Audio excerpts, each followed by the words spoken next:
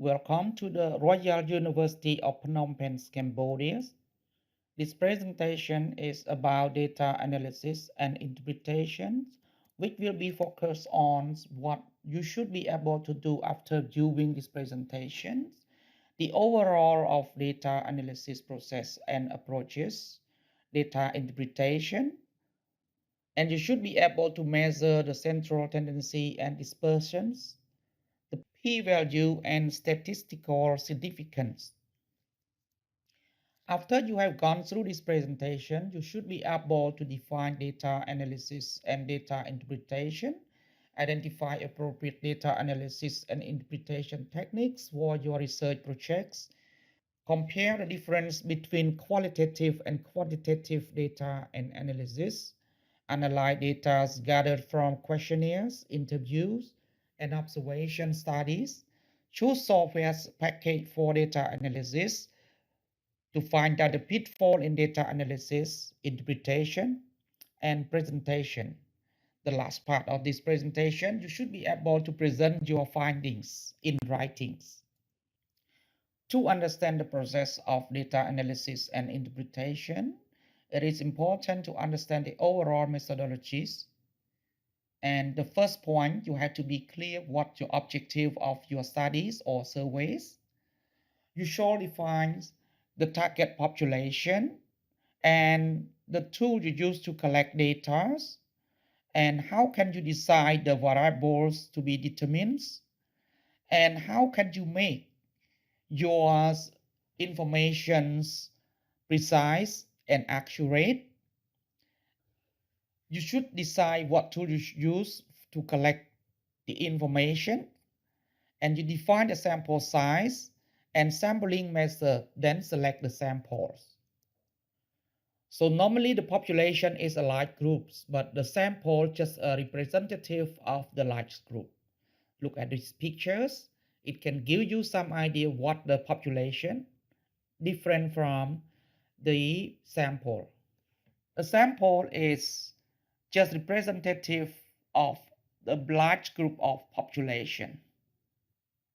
The basic data analysis process mainly involved in 5 stages.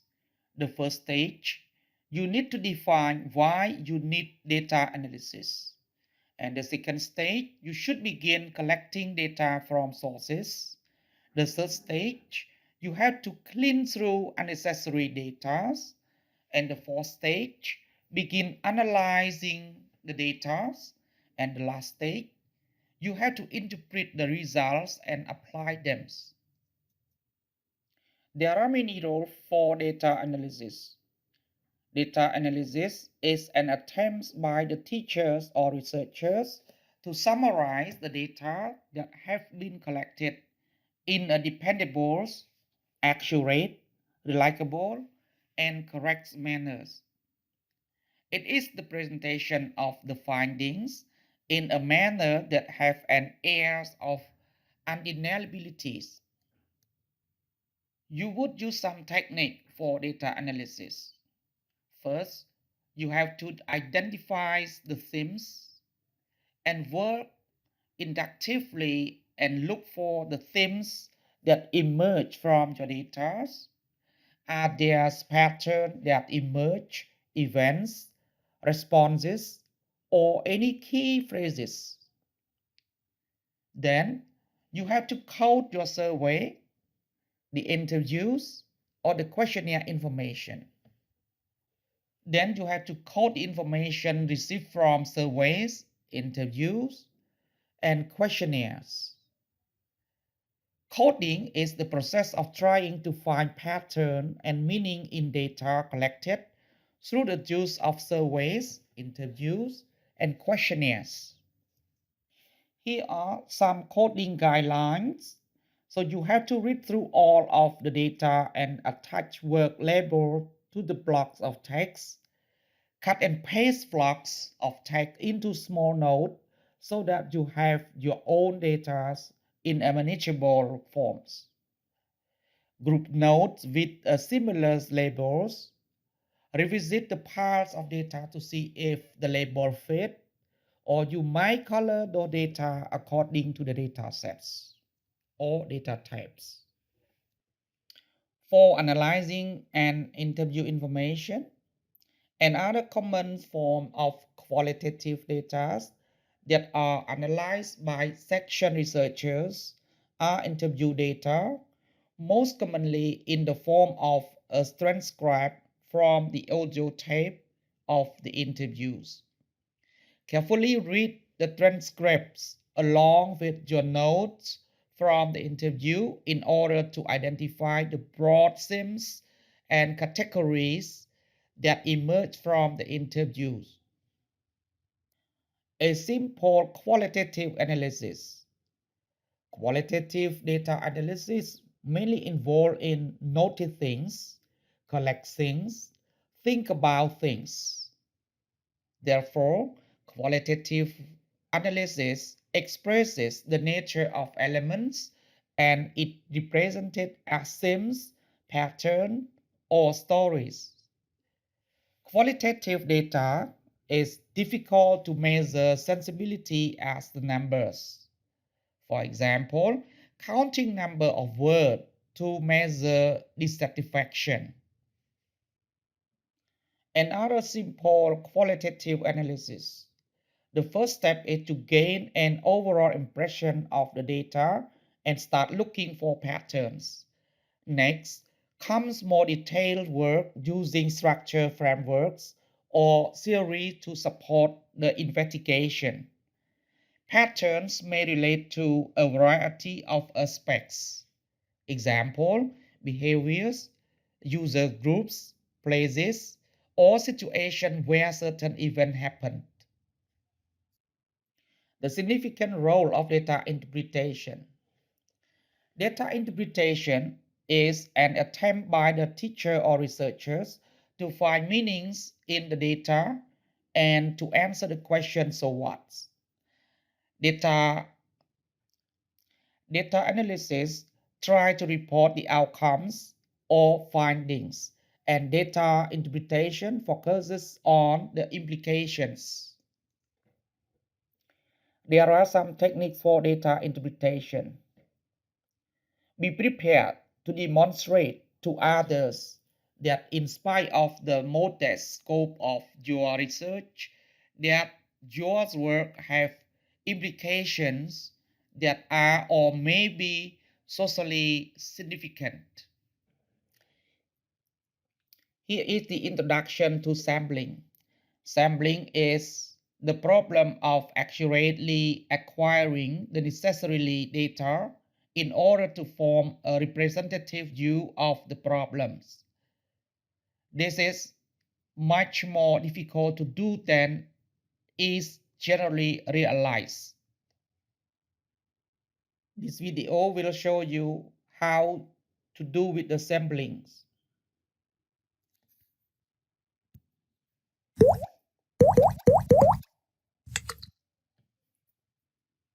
Recall that a population refers to the group of things that we want information about, and a sample refers to part of the population that we take out to examine and draw conclusions from.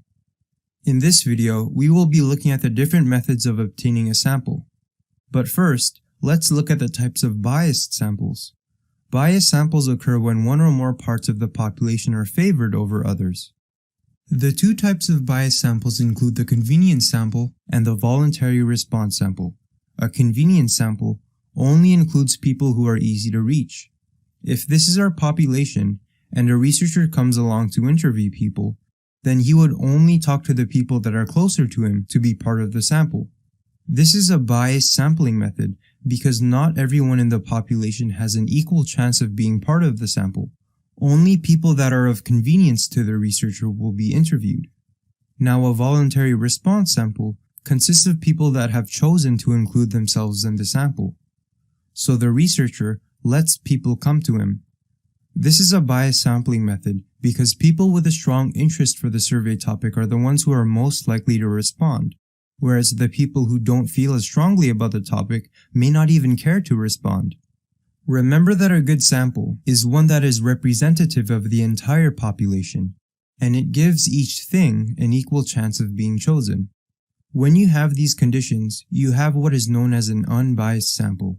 We will be looking at three different types: stratified random sampling, multi-stage sampling, and simple random sampling. The most basic type of sampling is the simple random sample, also known as an SRS. Since an SRS is unbiased, each individual has an equal chance of being chosen to be surveyed. In other words, to be part of the sample. You can think of an SRS as putting names into a hat and selecting N of them. So if I wanted a sample size of 6, I would select 6 papers and come up to the randomly chosen people to interview them. For a stratified random sample, we take the population and we divide it into something called a strata. Strata refers to the groups of similar people. Within each stratum, we take an SRS and combine the SRSs to get the full sample. For example, we could take an SRS of 2 people from each group so that we get the total of 6 people. A stratified random sample is good for making sure that whoever is administering the sample gets in contact with each kind of group. The last type of sampling is called multi-stage sampling. For multi-stage sampling, we use a combination of 2 or more simple random samples. As the name suggests, multi-stage sampling means you have to go through different stages to find where your sample comes from. For example, if we have 3 groups, stage 1 could be selecting which group will be picked using an SRS. Let's say that I picked out group 1. Then that means I would only look at group 1. Then for stage 2, I would do another SRS to get the 6 random people. We go through different stages of simple random samples to get the actual sample, and this is why this is called multi-stage sampling. I'd like to point out that instead of putting names in a hat, there's another way to pick things randomly. We can use something called the random digits table. The random digits table consists of a long string of random numbers, and it can help us do an SRS. To use it, I would first have to label each member of the population with a number. We have 30 people in this population, so I will label each person from 1 to 30. Notice how I have written 0, 1 instead of just 1.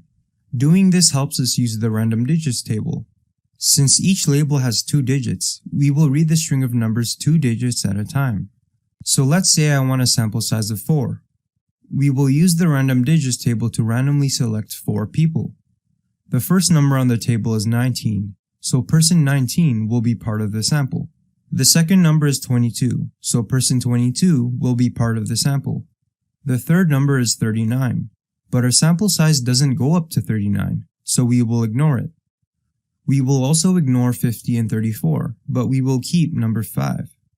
We will also ignore 75, 62, and 87, but we will keep number 13. As a result, these are the people we would survey.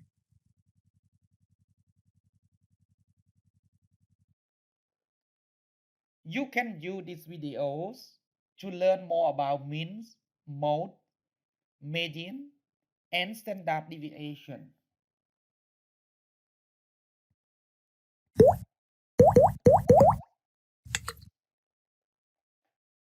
In this video, we will be looking at the mode, median, mean, range, and standard deviation. In the last video, you saw how we can display a dataset using things like histograms, stem plots, and pie charts. We use these diagrams to help us visually display a dataset. However, there is another way we can describe a distribution, and that way is by using numbers. The mode, median, mean, range, and standard deviation give us numerical information about the distribution of a dataset.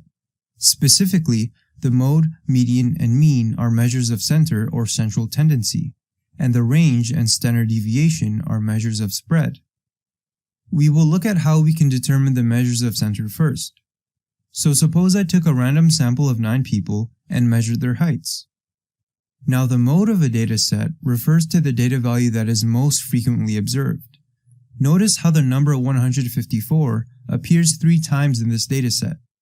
This means that the mode of this dataset is equal to 154. Now the median refers to the data value that is positioned in the middle of an ordered dataset. Students often forget that to find the median, your data must be first put into order. We usually order the dataset from smallest to largest. We can clearly see that the number 154 is in the middle of the dataset because there are 4 data points above it and there are 4 data points below it. So the median of this dataset is equal to 154. When a dataset is extremely large, it might be helpful for us to use the formula n plus 1 divided by 2. This formula tells us the position of the median. N refers to the total number of data values in our sample. We have a total of 9 values in our sample, so n is equal to 9, and 9 plus 1 is equal to 10, and 10 divided by 2 gives us 5. As a result, the median is equal to the value in the 5th position, which is equal to 154. Note that we could have counted from the bottom and we would still get the same answer as long as the dataset is ordered. We always use the formula n plus 1 divided by 2 to find the position of the median. When we have an odd amount of data values, the median will always be apparent. However, if n is an even number, we see that we have 2 middle data points, and if we use the formula, we end up with 5.5. We see that there isn't a value in this position, so what we do is we take the arithmetic average of the 2 values beside this position, so we would have 154 plus 155 divided by 2, and we get an answer of 154.5. This value is in fact the value of the median for this dataset. The last measure of central tendency we will talk about is the mean. The mean is just another name for the arithmetic average. The formula of the mean is as follows. It is equal to the summation of all data values divided by the total number of data values. If our mean comes from a sample, we call it x bar. So to get the mean for this sample, we add up all the data values, and since there is a total of 10 values, we will divide by 10. As a result, we get a mean or x bar of 165.6. Let's quickly compare between the median and the mean. Both of these are measures of center, but they measure center in a different way. The median refers to the physical middle point, so for this dataset, the median would be equal to 12. Now the mean can be thought of as the balance point. If you calculate the mean for this dataset, you would get a value of 10. If these people were of equal weights, this is the position in which a seesaw would be balanced. Now let's talk about the measures of spread. This includes the range and standard deviation. Both of these values measure spread in a different way. The range is simply the maximum minus the minimum, so it tells us how much room a distribution takes. In this dataset, the range is equal to the largest number, which is 196, minus the smallest number, which is 139. As a result, the range is equal to 57. Now the standard deviation is computed using this formula. The formula looks a little complicated, but the calculation for the standard deviation is simple. We will calculate the standard deviation for the following dataset. I will create a table to help me with my calculations, and this table corresponds to the numerator of the formula. Notice how x bar is contained within the formula, so we should calculate this first. You should find that the mean is equal to 15.4. The formula says we need to subtract each value from x bar, so we do this on the table. 10 minus 15.4 is negative 5.4. 12 minus 15.4 is negative 3.4. 16 minus 15.4 is 0.6, and so on. The next step is to square what we have just calculated. Negative 5.4 squared is 29.16. Negative 3.4 squared is 11.56, and so on. The next step is to find the sum of what we have just calculated. You should find that this is equal to 75.2. Remember that we used this table to calculate the numerator of the formula, so we can now replace it with 75.2. From here, the formula should be pretty straightforward. N refers to the total number of data values, and there are 5 data values in this dataset, so N is equal to 5. We can simplify this, and we end up with a standard deviation that is equal to 4.336. Now what does the standard deviation even tell us? The standard deviation tells us how close the values in a dataset are to the mean. For example, a small standard deviation indicates a small amount of variability for a given dataset. In other words, there will be a lot of values that are closer to the mean, which makes the distribution less spread out. In contrast, a high standard deviation indicates a high amount of variability for a given dataset. In other words, there will be a lot more values that are farther from the mean, which makes the distribution more spread out. The last thing we will talk about is variance. Variance is closely related to the standard deviation. The only difference between these two formulas is that the standard deviation involves taking the square root of the calculations, and for the variance, we don't take the square root. Also, notice how for the standard deviation, we denote it as s, and for the variance, we denote it as s squared.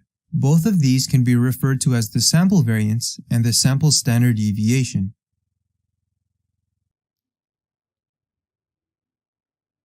You now may be able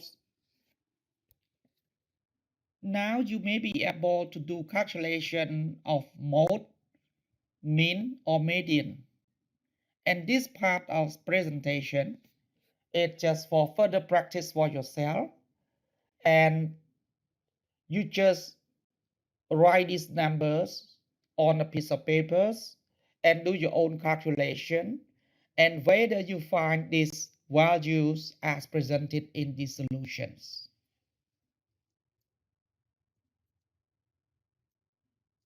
How do we measure variabilities? When we are talking about variability, we are talking about the range. So the range is simply the highest value minus the lowest values.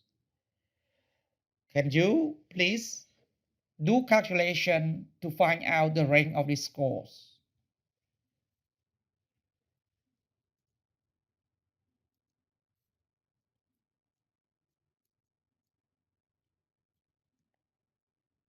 Now can you find the range of these scores? Range overalls. What is range? The overall range represents the distance between the highest and the lowest score in a distribution. That is, the highest score is a distribution of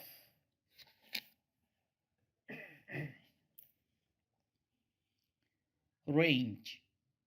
The overall range represents the distance between the highest and the lowest scores in a distribution. Thus, is the highest score in a distribution is 89 and the lowest is 11. The range would be 89 minus 11 or 78. Because it involves only the two most extreme scores in a distribution, the range is but a crude indication of variabilities. Its main advantage is that it gives a quick or the rough estimate of variabilities.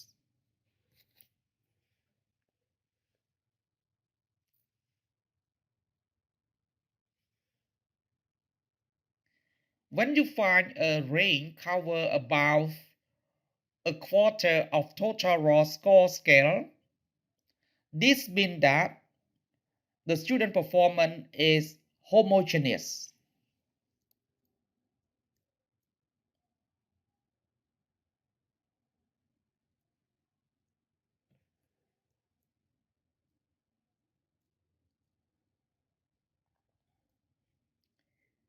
Here is another example of a homogeneous performance. If a test contains 40 items and the range is about 10, then the group can be considered homogeneous.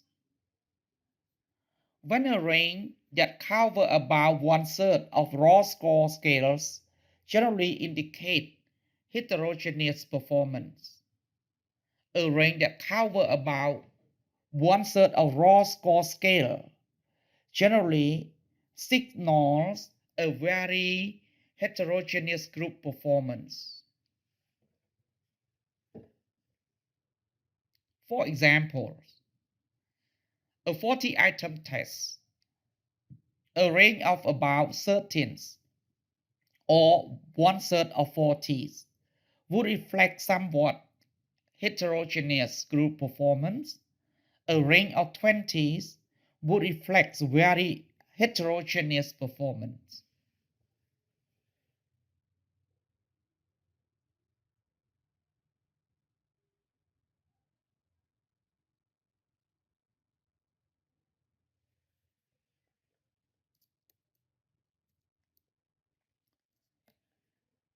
Standard deviation. Standard deviation is another way of showing the spread of scores. It measures the degree of which a group of scores deviate from the mean. It shows how all the scores are spread out. It gives a fuller description of set of scores than the range, which simply describes the gaps between the highest and the lowest marks and ignores the information provided by all the remaining scores. Standard deviation is the square root of the average distance of Standard deviation is the square root of the average distance of the scores from the mean. The higher standard deviation, the more dispersed and the more distributed are the test scores.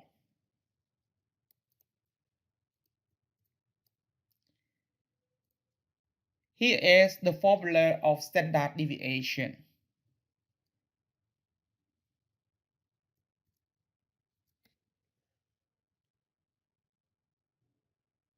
Simple example of calculating standard deviation. Let's say we wanted to calculate the standard deviation of amounts of earned score in biology department have. There are 100 students in biology department. In statistical terms, this means we have a population of 100. If we know the amount of score each of 100 students earn, if we know the amount of score each of 100 students earn, we use the standard deviation equation for an entire population.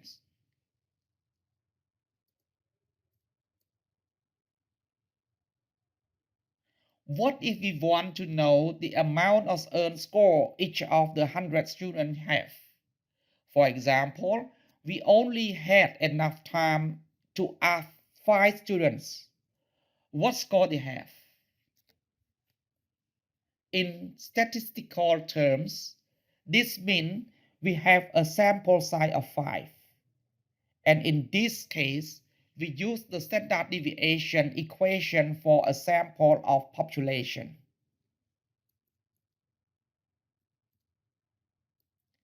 Here is example.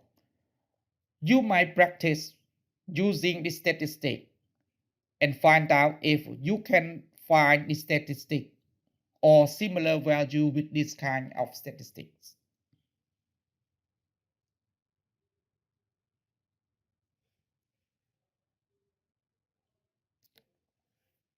Here is the example of 5 students you ask among 100. You can do your own calculation and find out if you can find the same value for standard deviation.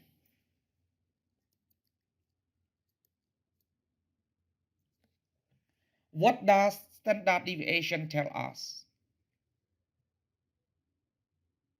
When you find a larger range, you will find a large standard deviation. If the larger range and standard deviation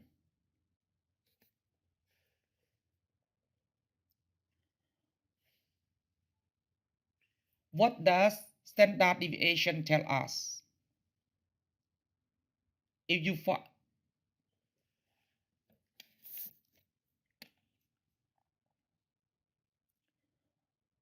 how do we interpret standard deviation? If we have larger range, we will have a larger standard deviation. When the larger range and standard deviation mean that the performance of the student is heterogeneous. The narrow range and the small standard deviation show that the performance is homogeneous. To determine the reliability, to determine the variability of group performance, we need to focus on a standard deviation close to 1/2 of the range indicate that the group performance is very diverse within the range. A standard deviation close to 1/3 of the range reflects scores that are dispersed throughout the range. When a standard deviation spanning 1/4 or less of the range indicate that most scores are clustered within an area.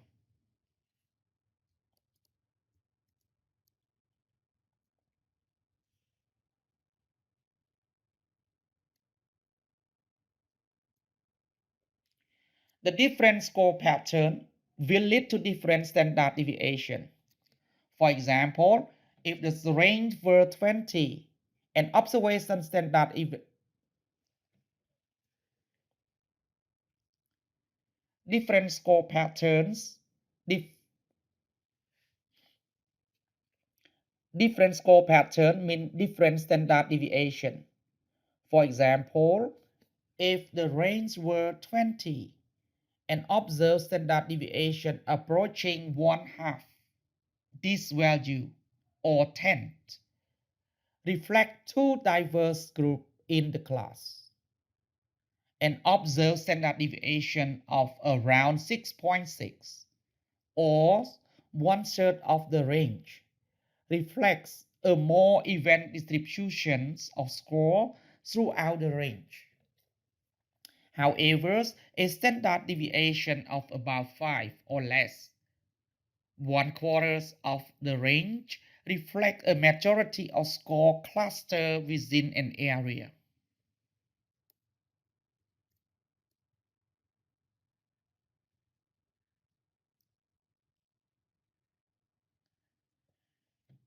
The standard deviation of normal distribution, the total area.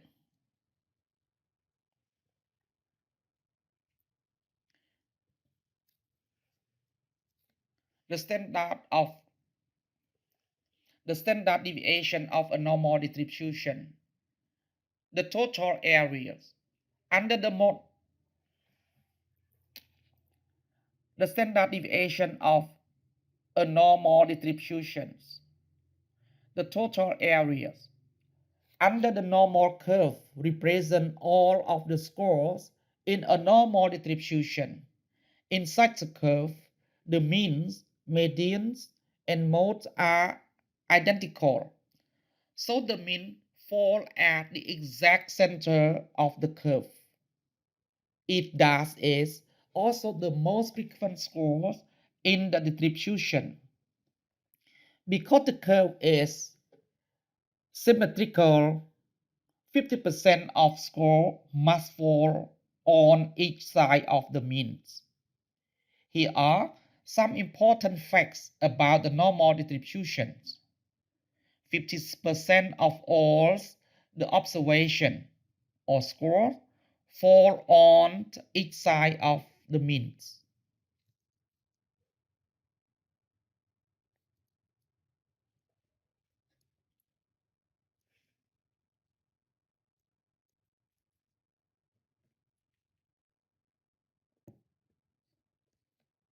Normal distributions.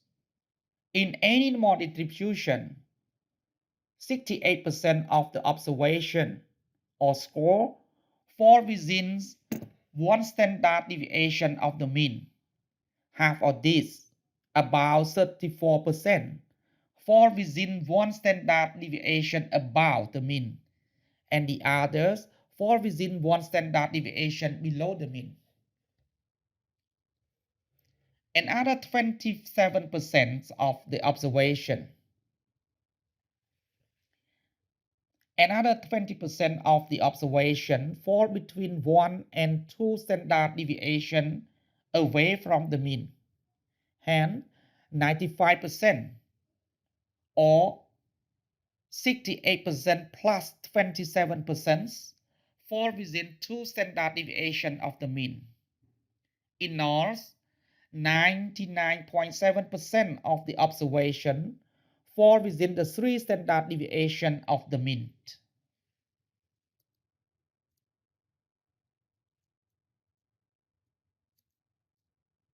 How do we interpret the standard deviation? 50% of standard deviations.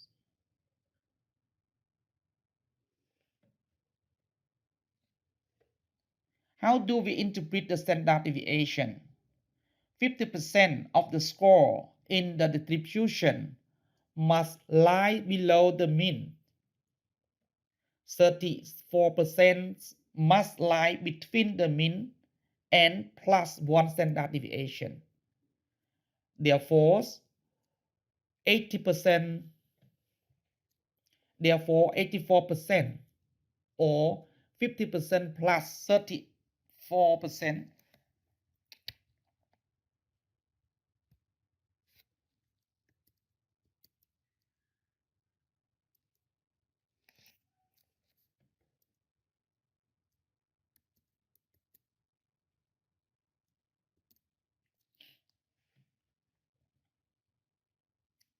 How do we interpret the standard deviation? 50% of scores in the distributions must lie between. How do we interpret the standard deviation?